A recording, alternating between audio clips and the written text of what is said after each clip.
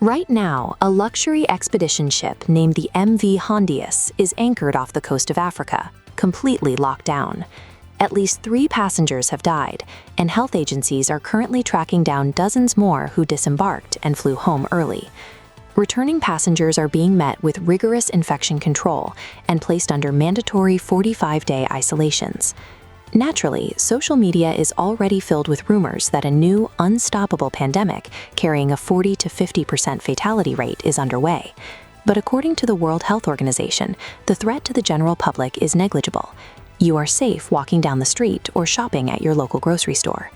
To understand how a pathogen can be deadly enough to trigger international tracking efforts and strict quarantines, yet safe enough to ignore in our daily lives, we have to look at the exact strain involved. This virus has broken the defining biological rule of its own family. The pathogen hunting these passengers is a hantavirus. This is a large family of viruses that exist naturally inside wild rodents across the globe without actually harming the host animal. Different strains are carried by different species. In Europe, it's the bankful. In North America, the primary host is the common deer mouse. The rodents shed the virus in their droppings and urine. When that waste dries out in enclosed, dusty spaces, sweeping or walking over it kicks the viral particles into the air. Humans breathe in that contaminated dust, and the infection begins. Virologists have always relied on one golden rule when dealing with hantaviruses. They are dead-end infections. A human can catch it from a mouse, but they cannot pass it to another human. Historically, this makes the virus a localized environmental hazard. It is a biological risk you manage with proper cleaning protocols, not a contagious plague meant to be feared in crowds. The extreme danger of hantavirus lies in its stealth. The incubation period can stretch from a single week to 2 full months, and the early symptoms mimic a standard seasonal flu: fever, chills, and severe muscle aches.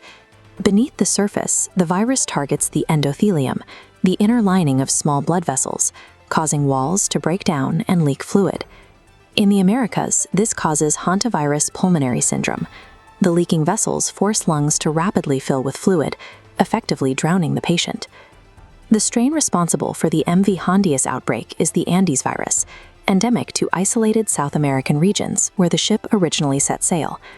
Unlike every other hantavirus discovered, the Andes strain is capable of spreading directly from human to human, bypassing the need for a rodent host. However, it requires exceptionally close, prolonged physical contact to jump between people.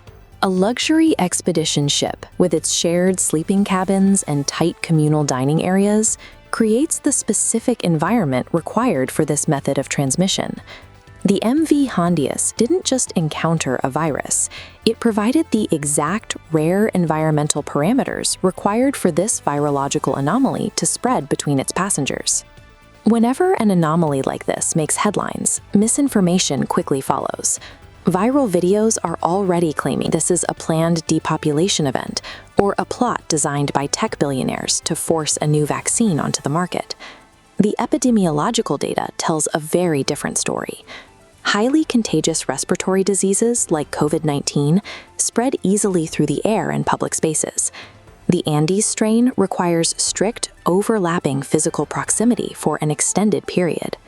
Global health agencies are heavily monitoring the passengers disembarking in busy ports. These specialized repatriation flights and 45-day quarantines are a deliberate, localized firewall. They exist to ensure this specific strain does not establish a foothold in a new population. The imposition of strict safety measures for a few dozen people is exactly why the rest of the world does not need to worry. For the individuals who do get sick, the medical reality is harsh. There is no cure, no licensed antiviral drug, and no approved vaccine. Survival depends entirely on intense mechanical life support while the immune system fights back. This medical vacuum has triggered a race within the biotech industry. Companies are rapidly supplying researchers worldwide with specialized recombinant proteins and custom mRNA platforms to develop a commercial defense. While the cruise ship crisis remains a distant anomaly for most of us, the baseline hantavirus still lives in our everyday environments. You are most likely to encounter it when opening up an old shed, a woodland cabin, or a neglected garage. If you find rodent waste, never use a broom or a vacuum. Open the doors and windows to ventilate the space for 30 minutes. Put on an N95 mask, soak the entire area in a 10% bleach solution, let it sit, and then wipe it up. As human development continues to encroach on remote wildlife habitats, rare pathogens will occasionally cross our paths. Surviving them requires scientific preparation, specific hygienic respect,